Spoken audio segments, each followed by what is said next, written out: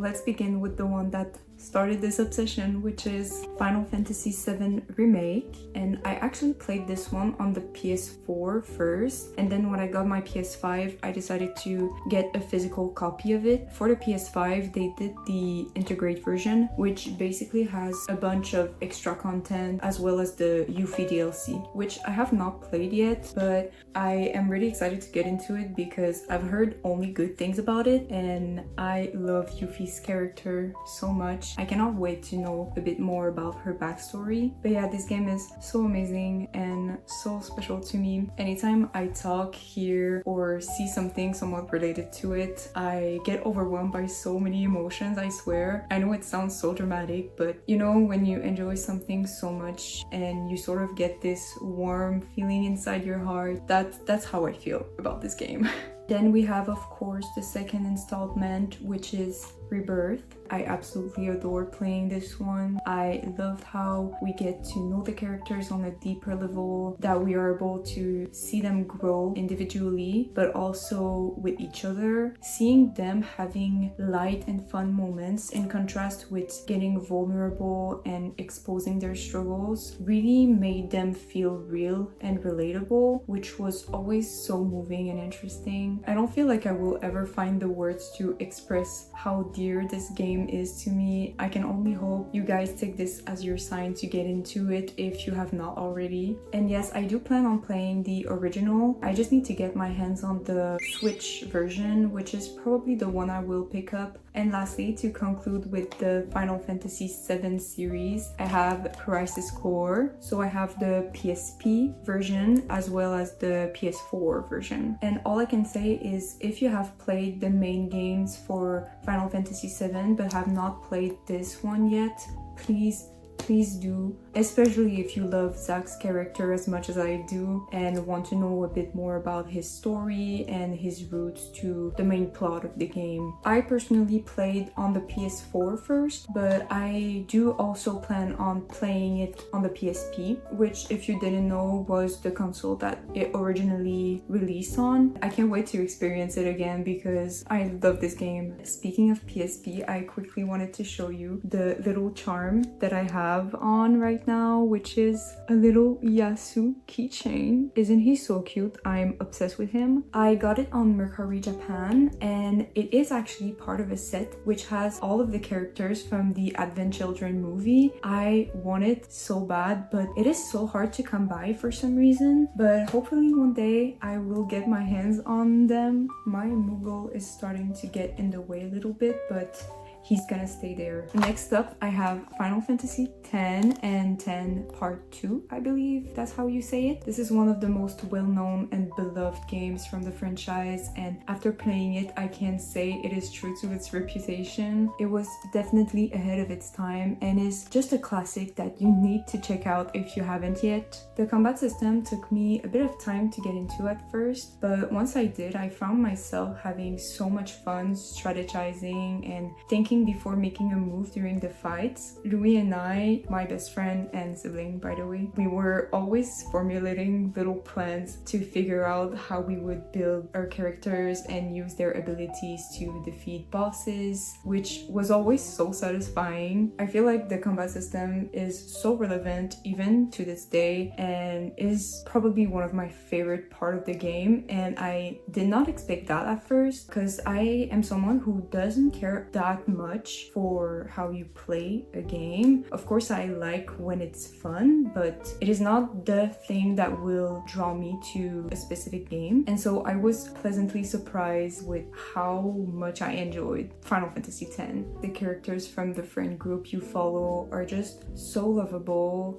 Well, except for Waka, I hate him with a passion. Like, I'm so sorry to say this if you are a Waka stan, but I just really don't like him. Though my favorites were definitely Yuna and Tedious. Their love story was just everything to me, and this complicity that they developed was so beautiful. And also just an honorable mention to my man Oran, because I love him so much and he definitely carried me throughout the whole game because he was my strongest character, so bless him. I also got to play 10-2, which I really enjoyed and find a bit underrated, to be honest. The girl group was so iconic, and so was the whole dress sphere system to build your characters. And can we talk about the songs? 1,000 Words and Real Emotion have been playing constantly ever since I've heard them for the first time. Watch me get my hands on the CD, because I definitely will. I did play the HD remaster for both of the games, and while I find the characters to be a bit wonky looking and sometimes a bit expressionless compared to the original character models, I still think it is a great and maybe more accessible way to experience the games. I do plan on getting a PS2 really soon, and so that's why I also got my hands on the original releases from both of the games. After that, I have Final Fantasy 13, which is the only one I own that I have not played yet. I honestly know nothing about its story and have only seen a few gameplay images, but from what I know, I think it's definitely right up my alley. I believe there is a bit of controversy with this one, as I have heard mixed reviews from people, some of them despising the game and conversely praising it from others. But regardless, it does not make me any less excited to play it. It's a game where you have 3 games, like 3 parts, a bit like the remake for Final Fantasy VII. I have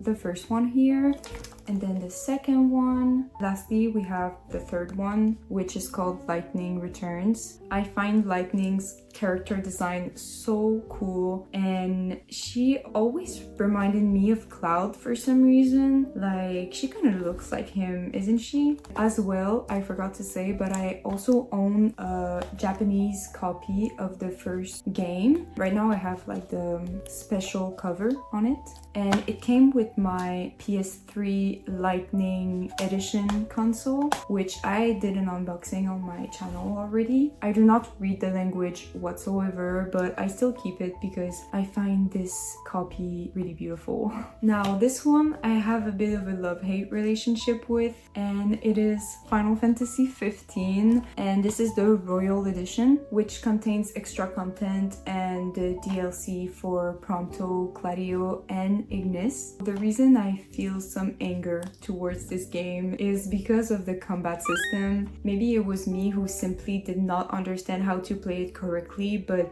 I just did not have as much fun as with the other Final Fantasy games. The story, however, is what made me fall in love with it and is kind of its redemption. I was just so drawn to how realistic the core 4 felt and how they were all so different yet still kept this proximity between them. I felt like I was part of their group, and it was just really comforting and fun to experience. Despite the few flaws, I do really recommend playing it. I had a great time with it, and I am sure you will as well. And finally, we have Final Fantasy 16, definitely the most underrated in my opinion, and it makes me so mad because I am obsessed with it and I really wanted to receive more praise. The only complaints I have would be the side quests. I just don't understand why they chose to make them about things and people that were so unimportant and uninteresting. Doing them felt like such a disconnection from the main story, and that's why I have not done many. I just wish they have made some about the side characters who deserved more screen time, like Dion. Oh my god, I would die for a Dion DLC or any Dion content. I am putting this out in the universe. I want a Dion DLC. I want to know more about his backstory. Like,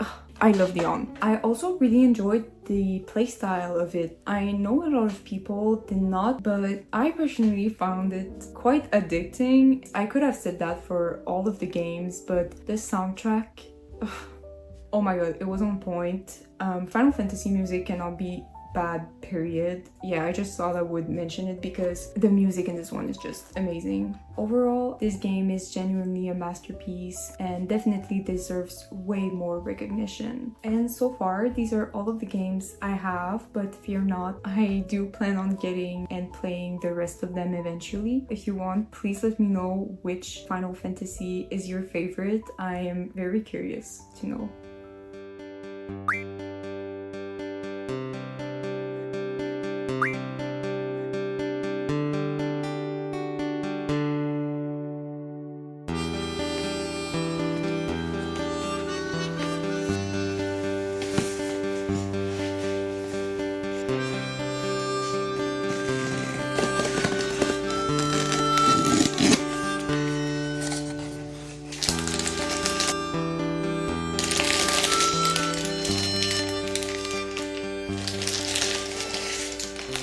So if you don't know, Meccha Japan is an online store that sells a lot of merchandise from iconic Japanese licenses. Think of Ghibli, Pokemon, Zelda, and of course my personal favorite, Final Fantasy. And frankly, I genuinely find their prices really great compared to other options available to me here in Canada, because sometimes buying goods from Japan can easily get a bit expensive and complicated for us here, unfortunately.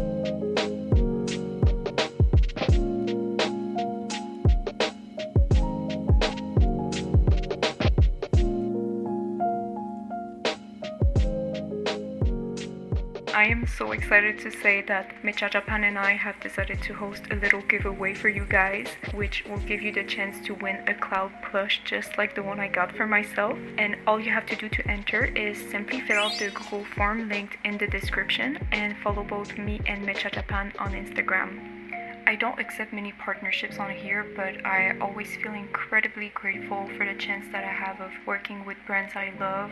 I often think it's kind of surreal that it's my reality, and these opportunities would definitely not be presented to me without your support. And doing giveaways like this is kind of a way for me to give back a bit to you all.